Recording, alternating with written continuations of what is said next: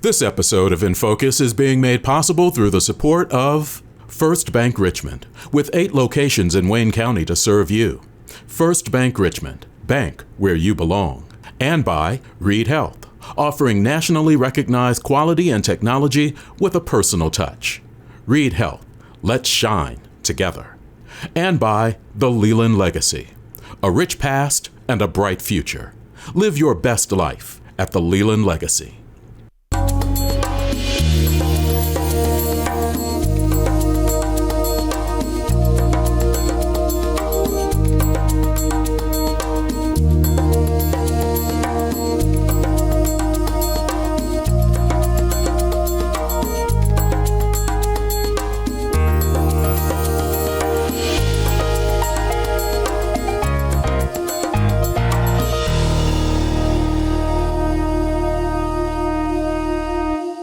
Happy to welcome to the table to start us off this evening. He was busy during the primary, on primary election night when we were here.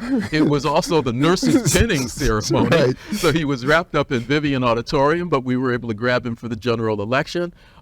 Chancellor Dennis Rome from Indiana University East. Appreciate you being here. Good evening. I'm happy to be here. I'm happy to host this on our campus here in Whitewater Hall. So thank you for setting this up. And it's always a pleasure to work with my good friend and colleague, Dr. Jeff Carter here.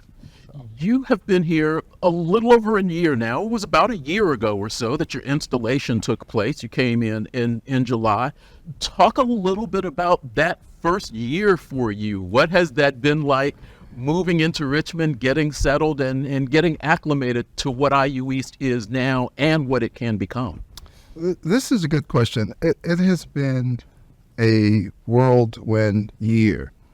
Lots of listening, lots of meetings, lots of award ceremonies here in Richmond. Yes. But very gracious people. And as I listen from organization, communities, and so on, the themes are the same. People want the same thing. What I've noticed is, although the interests and goals are similar, the focus usually is on the differences within those organizations and outside of those organizations. And when we do that, it serves as an impediment. Mm-hmm. So what I've tried to do this year at IU East is to focus on our mission, our common mission, common goals. Folks have different ideas about how to get there, and they use different motivations. Rather than focus on those, let's focus on what's working, moving us ahead. And I can say this is true for communities at large. We are so quick to identify a difference and just focus on that difference without understanding the common destiny. And it's okay to have different ideas about approaches. Let's not get stuck there on that, because we're all different for reasons, and that's what make up a democracy, is the difference. But the strength of the democracy is the gathering together for that common goal. And that's what I'm trying to instill here. We are one community, including, so when we think of East, I think of Bethany Seminary. You say, well, wait a minute. Bethany Seminary, public comprehensive institution, what are you doing? Well, we have forged a partnership working in the community, strengthening those areas that need support. That's a common goal that we all want. It doesn't matter if the motivation on one hand is religion, and the other hand is education, and people are obtaining credit hours for courses, but they're getting that experience that benefits everyone in the community. And so that's my approach. And so you will see East cooperating with entities that you probably wouldn't expect, because we have the same goals, although we look different or our organizations are structured differently. listening to you talk, you're Chancellor Dennis Ronald, but you were also a professor. Talk a little bit about your background and what you taught. I'm a sociologist. I'm guilty. So it's nights like tonight that I'm up all night. This is what we talk about. The sad thing watching this election, there are things that are unique that when I grew up would not exist. And I think, again, we're losing a sense of who we are as a people and what does it mean to participate in a true democracy. True democracy means that we don't have 100% consensus, but we have an understanding.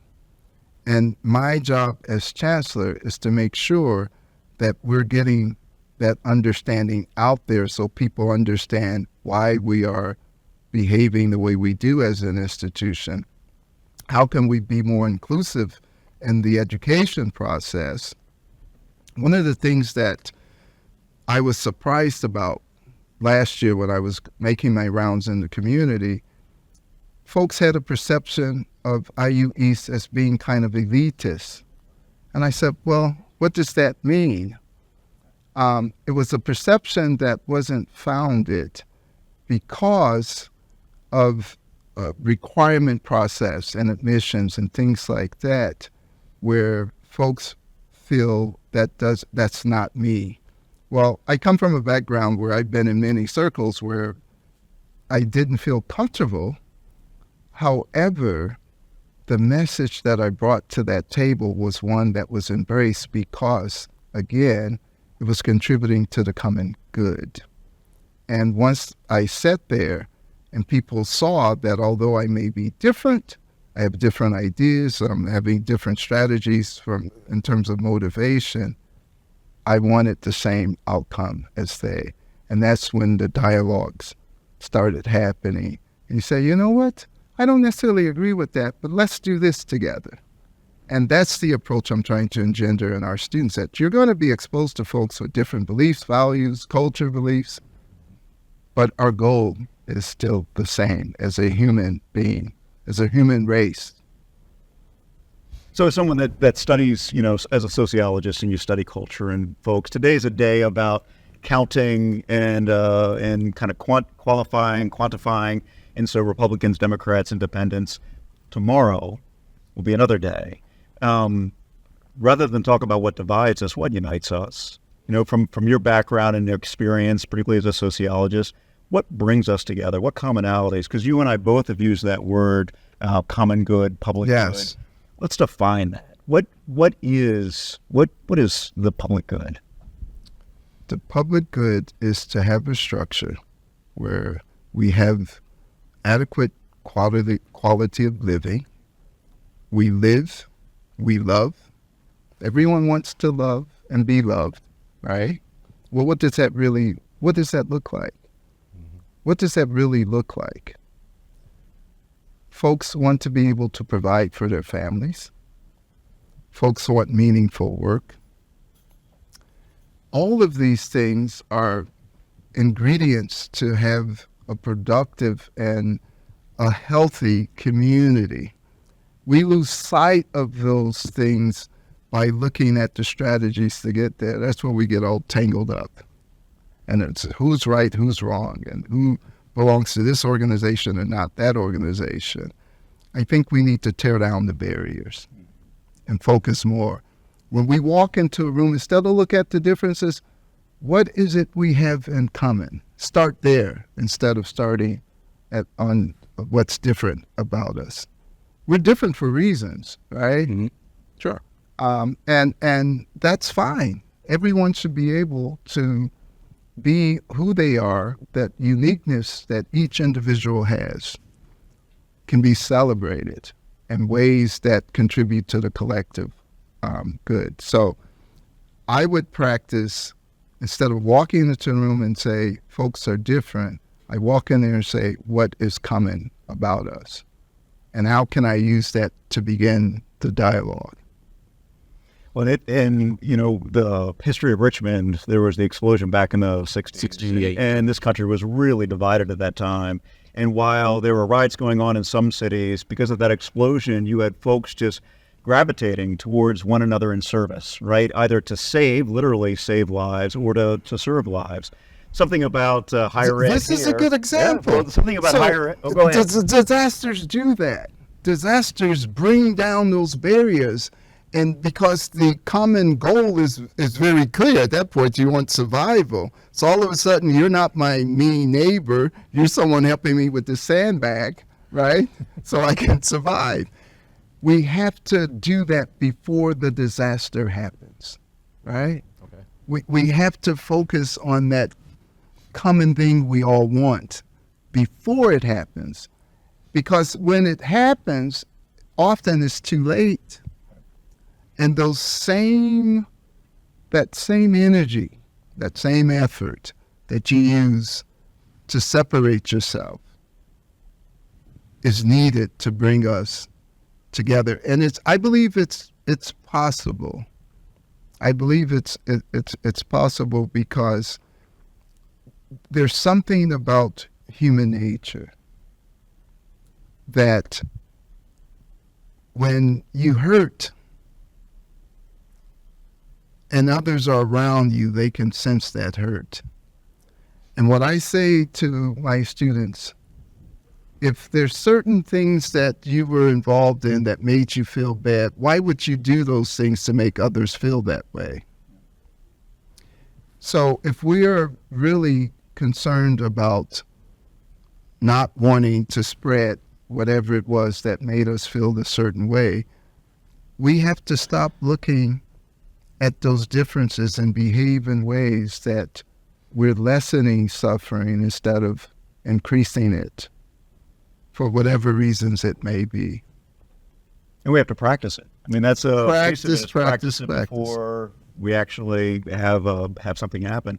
So I was at IU East commencement, and total shock to me, you announced the partnership with Bethany Theological Seminary, which was fantastic. Well, you shouldn't have been shocked by that. I wasn't shocked that there's a partnership. I was just shocked that it was going to be announced, and it was just a wonderful surprise. And you came in wanting to partner, yes, and to see IU East as one of the educational institutions in Wayne County in service to others, and we've been working at that. So 5 educational institutions: IU East, Bethany Theological Seminary, Ivy Tech, Purdue, and Earlham. And we've been working together. So you have this driving passion for partnership, collaboration, collegiality, and service. Where does that come from? Well, it comes from history. You know, I grew up in a time when struggle was the norm, right? I mean, we were always trying to better the lives of whether it were people in the community or there was always a challenge, and people worked together during that time. When we talk about civil rights, for example, if you look at the footage of the films from there, you see people from all walks of life, all different beliefs, and they came together for humanity, for the sake of enduring of species, the human species, the human race. Right? And it wasn't, I use the analogy. If I'm an alien and I come here, I see one type of being. Sure. There's different shapes and sizes, heights and all of that, but it's the same species. We create those divides and say, well, if you're born over there, or you're born here, or you have this belief, these are socially constructed beliefs that often have very little merit or value to it.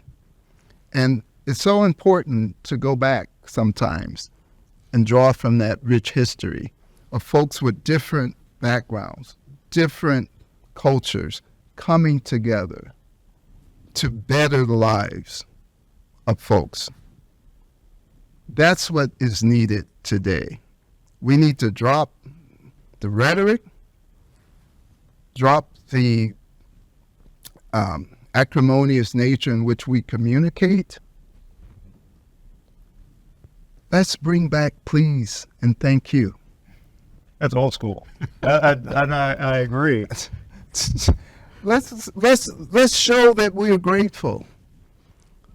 Because I'm telling you folks, a lot of folks who have sacrificed, one of the reasons, and I'm not sure if you're going to get to this or not, why voting is so important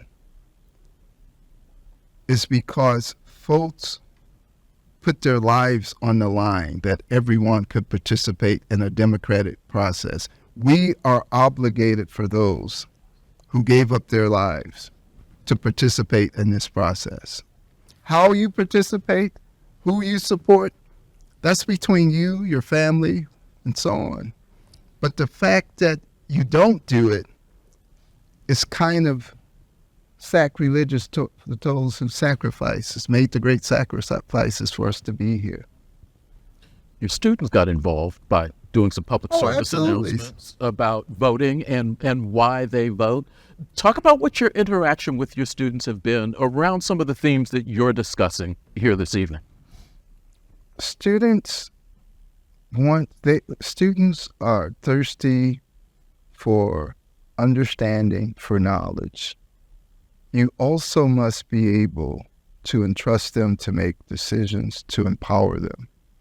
If they have a sense of empowerment, we see it with the work of BOLD that's happening out of the Bethany Seminary, where folks are going to blight-riddled communities and renovating them to make them livable space.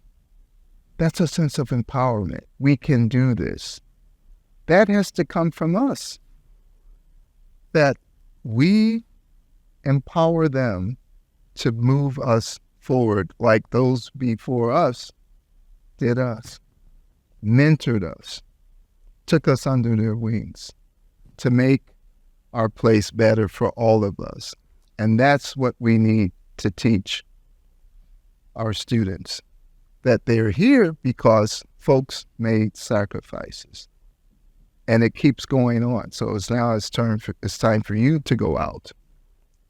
And now I'm not saying that, and I would like to think that we're at a point in society where we don't have to revisit some of those really tough times in history, that we can cut the rhetoric and look at what's really important.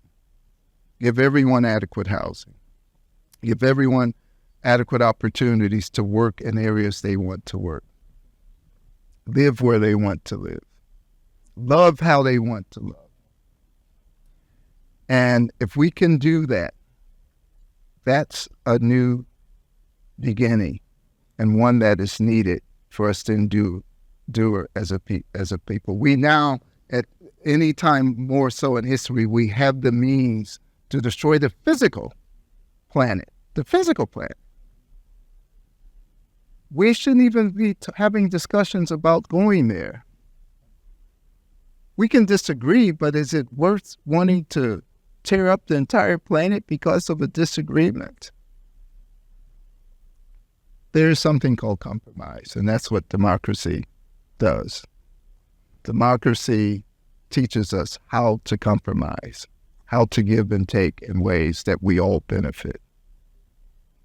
Definitely the challenges are different today as they were in the past, but some continue. I mean, some challenges continue. When you talk to students here at IU East, where do you hear their anxiety and where do you hear their hope? Anxiety comes, it's so easy now to hear things that may not be true. There was a time when the publishing standards were such that you just couldn't publish anything.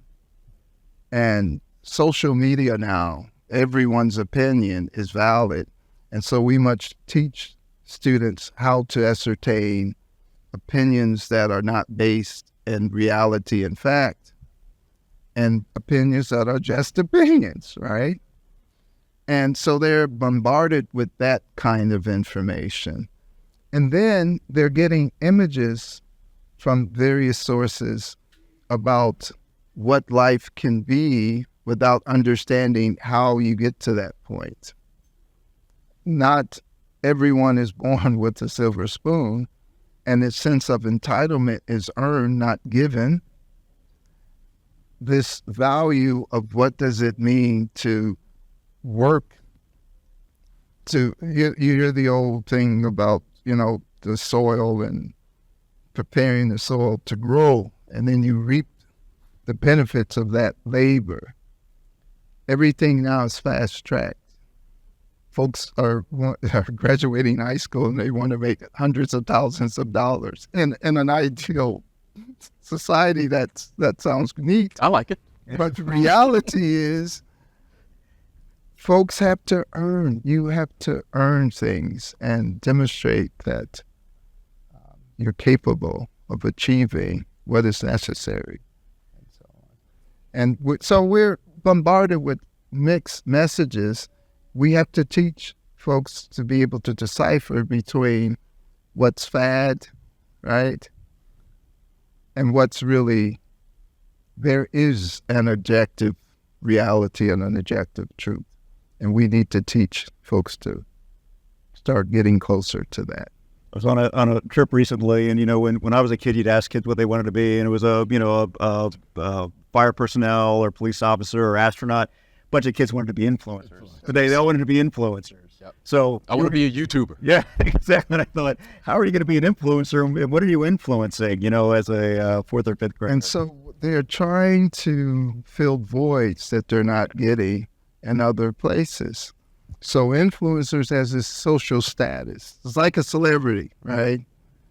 And it's the minute a celebrity says something you don't agree with, whether it's politics or sports or whatever, you're right, wait a minute, right? You start questioning. The person's a celebrity because of whatever reason may have nothing to do with those opinions and ideas they have about something else. And so this quick, fame and this wanting to power. So there's a difference between wanting power and empowerment. Empowerment is instilling the critical thinking skills, analytical skills, where you can kind of finesse your way through things in a way that you're not doing any harm, right? You're not doing any harm. What is the effect if you create this over here? What is the effect to your neighbors and to communities if you're creating something here? These kinds of thought processes is what we need to teach. And instead of just getting rich, there's more to this world than monetary things and so on. We're speaking with Dennis Rome, Chancellor, Indiana University East. We know we have to let you go. Appreciate your time this evening. But before you do, you've got homecoming coming up. It'll be your second homecoming. Yes. Talk about to the community about how you want them to embrace the homecoming Indiana University East, your sports teams. Talk about how the community can interact with this facility. The emphasis, you asked me earlier about some of the observations, and I mentioned, changing the perception of East. East is everyone's campus. It's not just for those of us who are in teaching and learning. We had Diwali last week that was absolutely over the top, where this community came out in full force and shared aspects of their culture and why they celebrated this Festival of Lights, the meaning of it. We all learned something. We had wonderful food that many of us don't usually eat. It was very interesting to have that, to meet with people you don't ordinarily talk to. We may not be able to travel all the time, but there are people right here in the community that can share their experience and their cultures. That's what I want East to become, that beacon where everyone can come and engage in some type of activity to let them have a sense of belonging.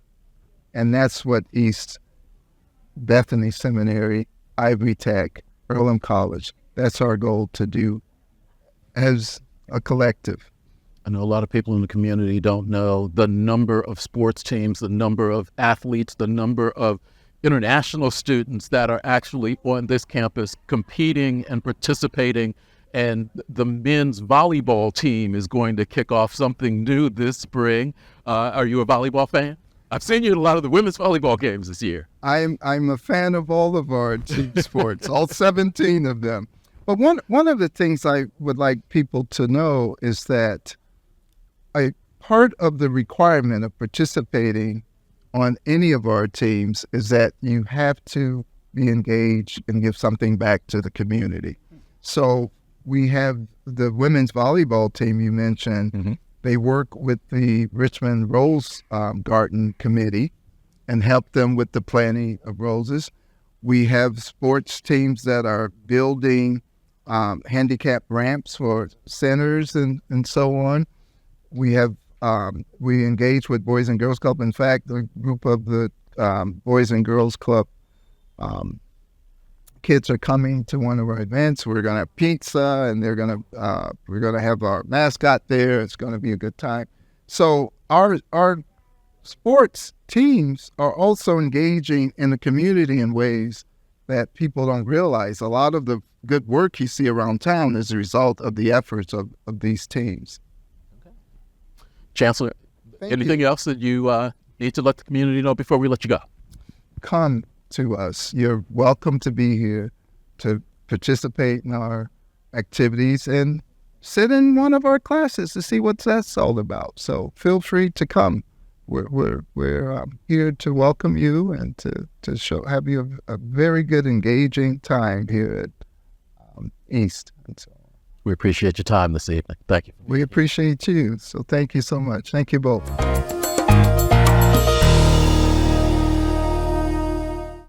Let's shine by seeing the best in all of us and by looking out for everyone's well-being.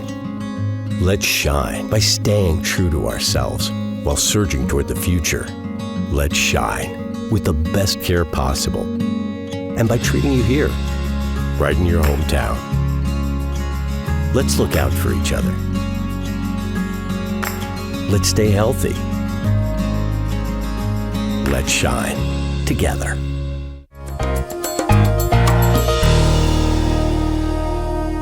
And so, Brad, it's great to have you a part of this conversation. Let's begin by looking backwards. What would you say are some of the positives of the last session and the momentum that's moving into to the next session?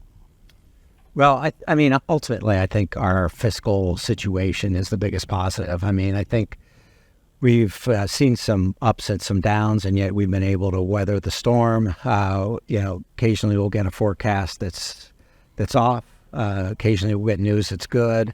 And just riding that roller coaster ride and yet always coming to stable ground. I think that's the thing that's most remarkable to me, having served now for 3 terms.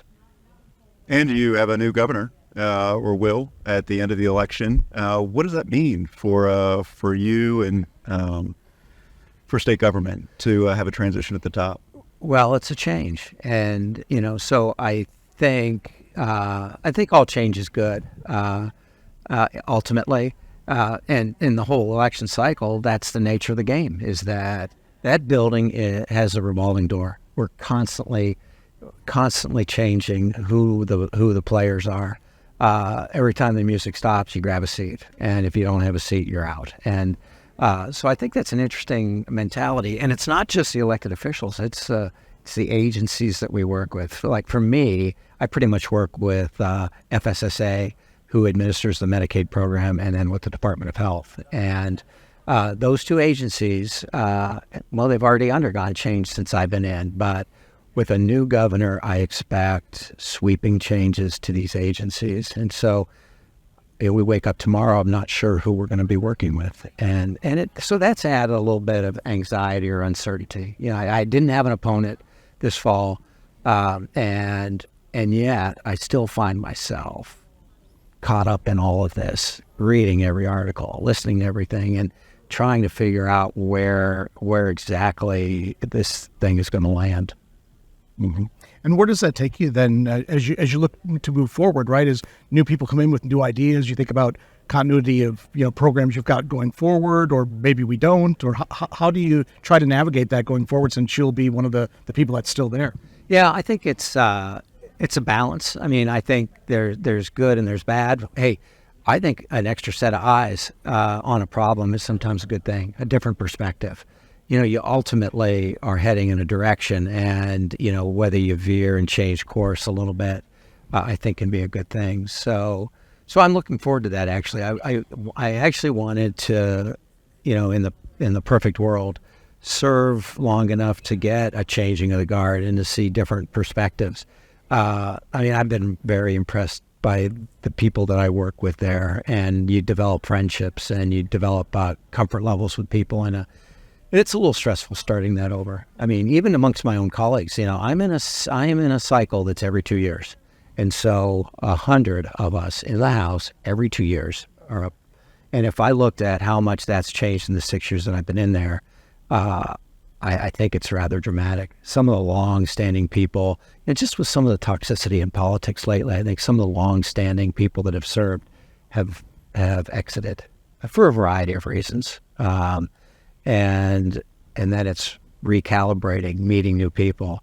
Yeah, I run the Public Health Committee in the House, and I know that for 2 Democrats, 2 Republicans left the House this year. And so I'm going to have a complete new set of committee members that I have to build relationships and as we're running meetings, look for with that continuity that you talk about, just smoothness as we run and take on these problems. Something you're really good at. I mean, I've really appreciated your leadership over these last few years. You led us through COVID, which is a difficult time. You incredibly grounded. You seek to build consensus and to have those strong relationships, and really have been a steady voice there in the House on our behalf. And so, Brad, I just really appreciate your service to be about it. The governor was here not too long ago, and he again said that we rank among the lowest in the country among states for public health.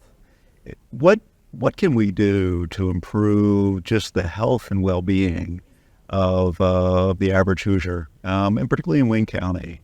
Because health's a real struggle, and the burden then is often on our medical system, and that leads to higher cost and just continuing mounting up the issues. So what do we do? Yeah, you're exactly right. I mean, it's a vicious cycle. People get sick, they can't work, they're on public assistance, our Medicaid program is the trajectory is nearly unsustainable. So it's very important. But so essentially, there was a task force that looked at this problem. It wasn't just an idea in the middle of the night. Governor had a task force that studied this and looked at other states and best case scenarios, and realized that we as a state did not fund public health. We were one of the few states in the nation that did that, and then we have the worst indicators. So it's no coincidence. The issue is that there's only so much money in the pot, and trust me, having gone through an off session now, the list is long of people that come to you with problems. The problem is, rarely do people come to you with the solutions. The solution is to throw money at the problem, and yet, the House, Senate are primarily conservative Republicans, and the idea of tax to take on more and more of these problems, it's not our mentality. Mentality is, so like for instance, we had the public health investment, and it came on the heels of COVID, and we were unsure as to what the buy-in was going to be. I mean, we didn't know if it was going to be 50% of the counties. It was an opt-in program, which was brilliant. Every single county in the state has participated in this now. And so where rural representatives thought, hey, we're doing what our county commissioners and county council want. In reality, there's a hunger for this. And then the second thing was that even though we've invested this money, we've tried to maintain our identity in that we did not want this to go to infrastructure. We did not want this to build out employees and develop huge health departments. We wanted the lion's share of this to go to programming and partnerships with community-based partners, with hospitals with small non-for-profits and utilize, because both of you know, you go to these events in the community and you're surrounded by awesome people, and there's a zillion people out there that are invested in this community, and this gives a source of funding and then metrics and feedback to make sure that we're not just throwing money in the wind, but we have quality indexes, quality initiatives that we're meeting, and we're actually moving this thing in the right direction. Well, when you think about a state, I mean, that's statewide. We score low, but rural health is really vulnerable. And so, I mean, you represent an area for rural health and READ and such. What do we do to strengthen rural health? Because when one of the candidates was here, there was a lot of focus on Indianapolis and that area, and really missed hearing specific ways in which we can strengthen rural health. Do you have ideas? Well, I know you have ideas. Oh yeah. It's hard. It's hard to. I mean, bottom line is, money helps with solve these problems, and so we have distribution through I think the strength of these small hospitals and communities is paramount to the solution to this problem. You need a strong center. You look at Wayne County, and Reed is the biggest employer in the county, and without that, our infrastructure crumbles here. And so, it's the 600-pound monster. It's a big entity in a community. It's there's always a kind of a yin and a yang, a push and a pull. I mean, as much as I depended on the hospital for my career, I constantly struggled with the hospital in terms of their policy. And so I think you need a place for business, and you need providers. We're trying to incentivize providers to go into small communities and stay. So. And I think part of that also is the individual responsibility, right, to get out there and get some exercise yourself and do those sort of things. One of the reasons I'm excited about, all the work we're doing downtown Richmond, right, and what the potential is to be there is to get out and actually walk to a restaurant or spend some time, as opposed to pulling up in a big parking lot, taking 3 steps and going inside. I really noticed this. I was in Germany abroad the last couple of weeks, and we walked everywhere, right? And that's just, you really don't have that opportunity in Richmond, or at least I don't, and on the side of town where I live. So I'm looking forward to some of these things that will help us personally be able to do a little bit more, be a little more active. Yeah, no, I think those are great points. And quality of place, I mean, that's a huge initiative as well. We define it in different ways, but I know the Governor Holcomb, when he was here, was talking about quality of place. How does that fit into the plans for the State House? Well, you need to, I think these suburban areas and the metropolitan areas take care of themselves, but you need initiatives to get money out to these smaller communities, but you need a plan. They're not interested in just handouts. They're interested in matches and coordinated programs. And so I think as a community, we're challenged. We have local initiatives, we have regional initiatives, and I feel like we're doing better with those things now. I mean, you're relatively new to the community. Have you seen any growth in that area in the time you've been in town? Yeah, I mean, I moved here in 2013. I was a student back in 1994, and I think that's really when, Richmond was really struggling in the 90s. Yeah. And so it feels as if we're on an upswing, and with all the investment, and in many ways, the way this community responded to COVID and the amount of money that was pulled together for COVID response, I think it helped us exercise those cooperative muscles, and I think it's benefiting us today. So when you think about the kind of those markers of a healthy community, education's a big one. What do you think the investment in education is going to look like in the near future, particularly with a change? Well, I don't know what that change is going to be, but right. Change is coming. Well, I think one way or another, we've put and just like the governor did this with health, he did it with education, with teacher salaries a number of years ago, and we've seen a significant improvement in average teacher salaries across the state. If not half, then over half of our budget is spent on education. Yeah, it's a large percentage. On primary, secondary education, and not higher education. You throw higher education in and healthcare, and you've pretty much covered the budget. So honestly, there is just not that kind of wiggle room. And then, you hear all the talk about property taxes, which some of that money is going helping your schools as well. So, man, I tell you, it's just a house of cards, just a delicate balance. But we've got to sustain those gains that we've made in this arena that I visualized over the last 6 years. sustain that. And Marty and I are both concerned. I mean, we want a quality of place because it's hard to hire folks and have them move. And Marty, I know, has interviewed younger individuals who want to have. I mean, they'll ask for an Uber. Yep. And I think we have one in Richmond. Right. I'm not sure in Wayne County the number, but they want those types of amenities that you find in a big city. So when you think about workforce development, obviously the new high school curriculum is focused on some workforce development, internships, getting folks into the workspace sooner.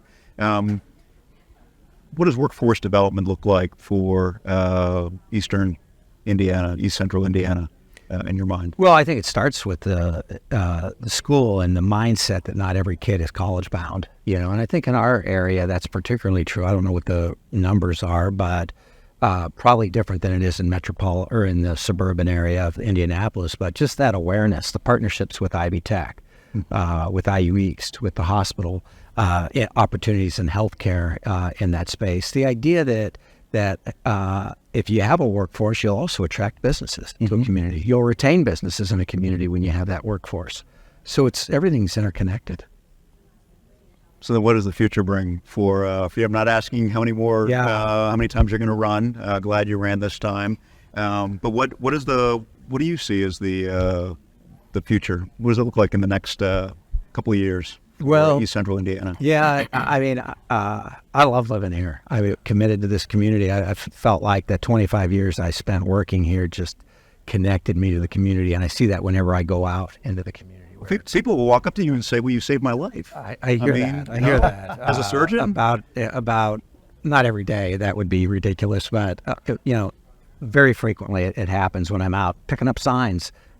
Tonight, I run into somebody that, hey, Doc, how are you? You took care of my mom or something along those lines, which I absolutely love. So I'm 100% committed to the community. I see a bump.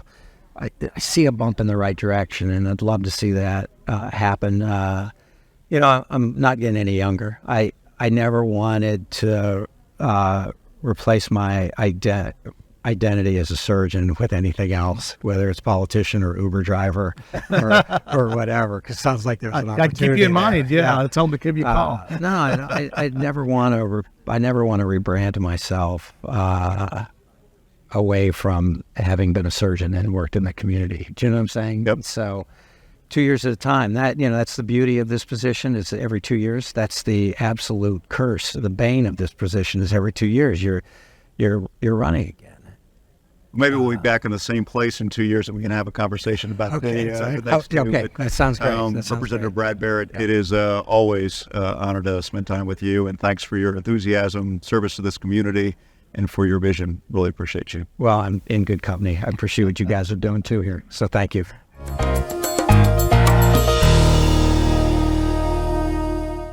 There's nothing like a beautiful day and an early morning tea time. A great experience begins with one swing. Managing finances with First Bank Richmond is just as effortless. Drive after drive, hole after hole, my game is on course.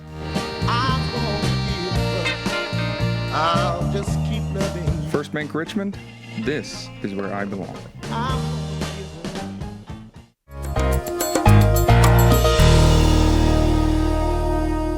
It's fantastic having Ron Moore here, thinking about a transition with being in private practice and now the bench. Yeah. What does the transition look like for you? Excellent. Well, it's going to be a lot of hard work of transitioning both my office staff and myself over to the bench. But for the last 6 weeks or so, I've been taking courses with the National Judicial College on new judges taking the bench. So it's been a really interesting dynamic. Practicing for 27 years, you got to transition from closing practice and transitioning clients away, closing cases that have been active for so long.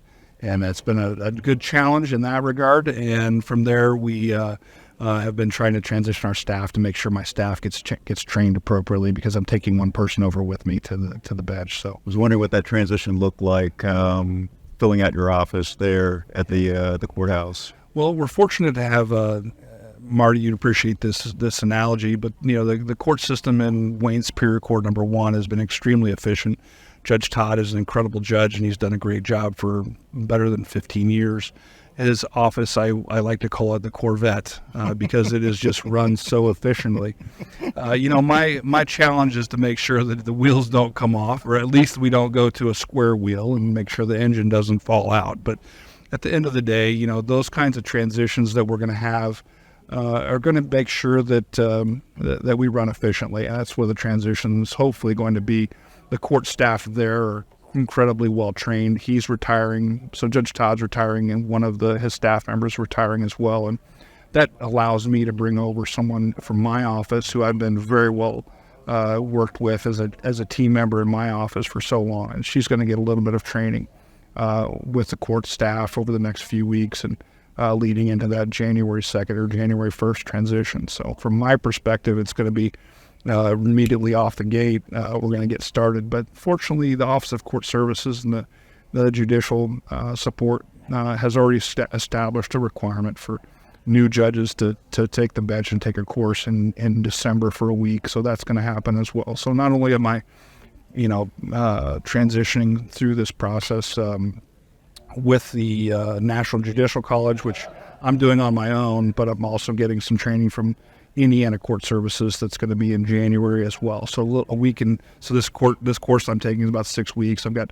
1 week in December, and then I got 1 week in January. So I'm getting a lot of training kind of going into it. But it's an interesting process. It's funny when I became president of a theological school, I was sent off to new president school, and they're like, "What do you do at new president school? What do you do at new judge school?" I mean, what? There it is a transition, and so you're shifting your perspective, bringing all of that experience, thankfully, into this new position. But so what do you learn in this transition about what it means to be a judge? Well, interestingly, they talk about things like, different areas of law that some people may not have a lot of familiarity with. Unfortunately for me, I do have a lot of experience, a lot of different areas of law.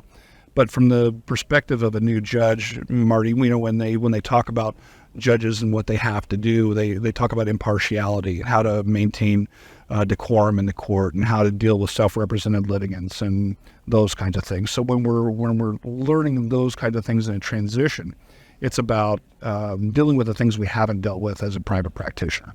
So it's going to be dealing with the judicial canons, which are the rules of ethics for judges, and reminding us of those obligations, and making sure that we follow those rules. Well, that sounds great. I was expecting you to this is how you hold the gavel, right? 3 taps instead of 2, whenever that's appropriate. Exactly. So I'm glad to hear that's these official things. That's great. Yeah.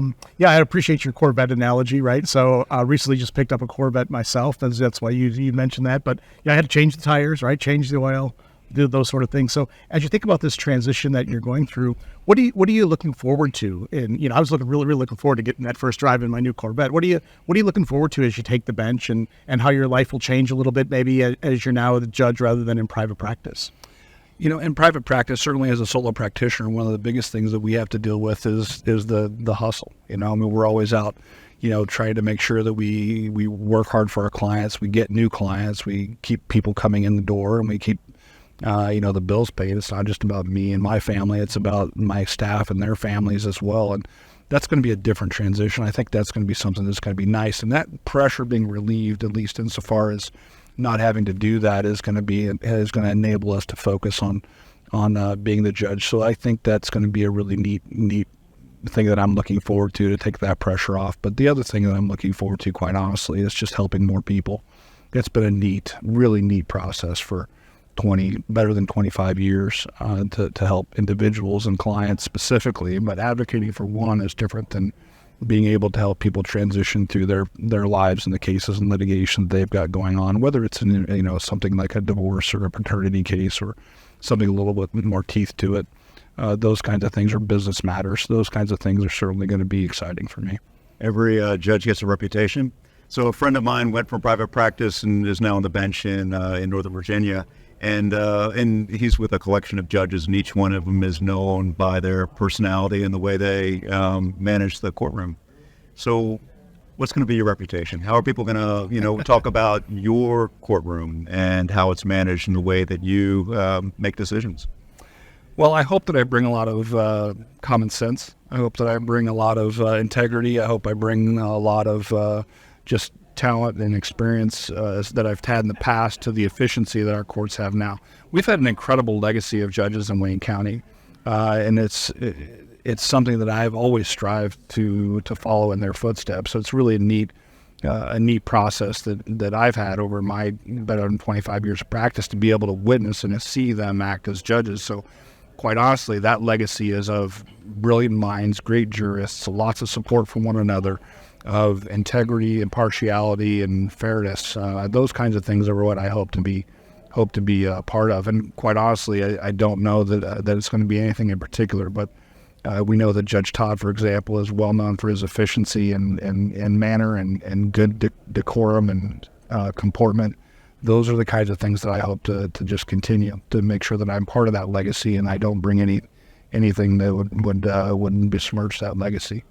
What about your colleagues, the lawyers that you are working with now? You'll be seeing them on the other side of the gavel. So what does that mean? I know when you made the comment about the hustle, I mean, that's what my friend talked about. He said it's just not in the hustle anymore of constantly finding that work. The other piece was all of his peers. Now he was looking on the other side of the gavel. What does that mean for you? Because we're a small community.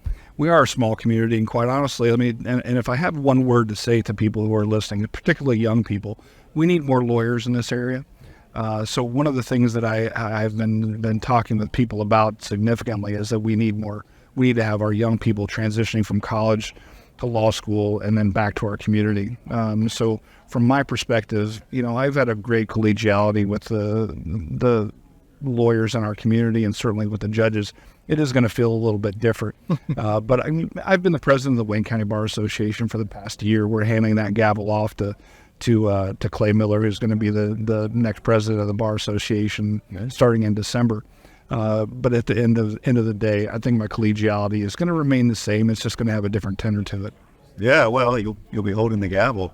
Yeah. So I've been encouraging my daughter to think about law. Not that she wants to be a litigator, but it's just a way of thinking. Yes. Right? So make the case. I mean, you've got folks that are listening in. Make the case on why a young person should pursue law. Yeah. I think you hit it right on the head, Jeff, is that what we need to have is young people who are capable of rational thinking, applying rational calculus to problems, to making sure that those facts are addressed, apply a rule to it, and come to a conclusion based upon those facts and the application of a rule by identifying issues in a rational manner, using some discretion to make sure that the focus is on identifying and focusing on the issue itself and not to get extraneously tied up in what I call spaghetti thinking, so that we can make sure that people are capable of handling those. And you're absolutely right that it does. Marty, it goes to every portion of our community. It goes to every part of our lives. Okay. The law is a very interesting dynamic in that it touches every aspect of people's lives. There's not a part of our lives that isn't touched by the law. And if you can learn to think in a way that helps you come to conclusions better or even to solve problems better, then I'm all about it. And I certainly encourage young people to go to law school, whether you want to be a litigator or a practitioner, whether it's for a business or for someone in a courtroom. I would highly encourage it. And I think one thing I would add, I'm not a lawyer, so I do practice some patent writing, but, I'll leave it at that. But one of the things that I think is unique, talking to you over the years as we've known each other, is that you tend to be with people at some of their lowest spots in their life, or some of the most troubled times of their life. And as their lawyer, you help them through that. You help them maybe find closure or pull things back together or to help them mend. And I think there's such a service there to your fellow man as well in the job, right? Which you don't really talk about in terms of studying the law and knowing all these things, but with that mentality as a humble servant and there to help people, I think you can really do some good. Yeah, absolutely. And that brings up the great, Judge Ranke always told me, he said that there was a time in our lives when lawyers were called counselors at law. Mm-hmm. Because when counselors at law means that you help people, and then at the end of the day, it's not about navigating through some legal process to get from point A to point Z to learn about, getting there and getting it done, but that at the end of the journey that they're better than they were when they walked in the door. People don't come into the courthouse healthy, well, their lives in order. People who come to the courthouse, who come to lawyers, as a practitioner, come with a problem and they need it solved. And that's the greatest joy of helping people as a practitioner. And at the end of that journey, helping them be better people, helping them solve their problems is incredibly satisfying. It's interesting, in the 50s and 60s, you group doctors, lawyers, and preachers, right? All three kind of in a health and well-being focus. So when did you feel that urge to become a lawyer? Was there some precipitating moment, and how did you follow this profession? It really began when I was in undergrad. I went to Ohio State University, and the Ohio State. Yes, thank you. Sometimes I feel a little pretentious saying that, but the rest of the alumni would appreciate me saying the Ohio State University. When I was there, got a degree in criminal justice and criminology and sociology. That's when it changed. When I started realizing that helping people was a dynamic that I really needed to do.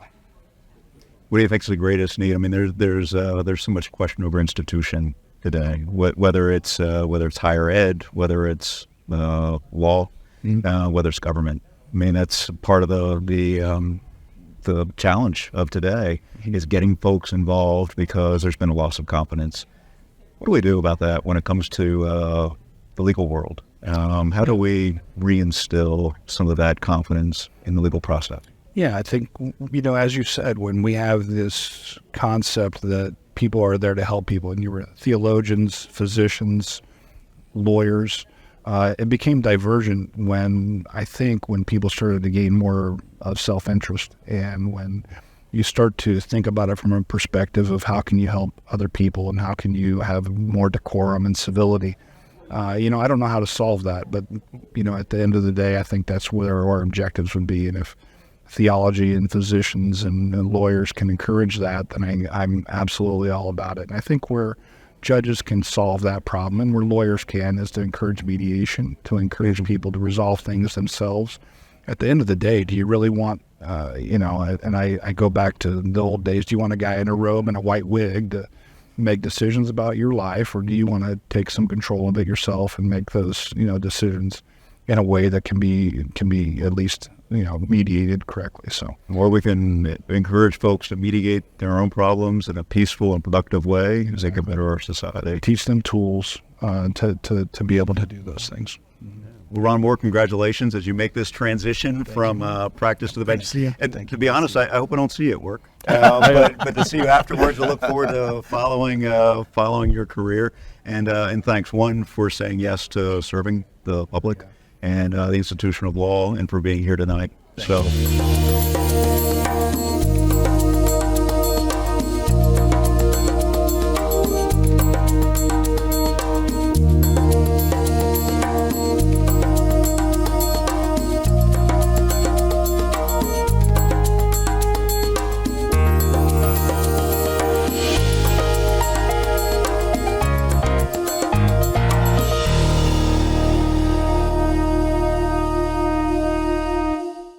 This episode of In Focus has been made possible through the support of First Bank Richmond, with 8 locations in Wayne County to serve you. First Bank Richmond, bank where you belong. And by Reed Health, offering nationally recognized quality and technology with a personal touch. Reed Health, let's shine together. And by The Leland Legacy, a rich past and a bright future. Live your best life at The Leland Legacy.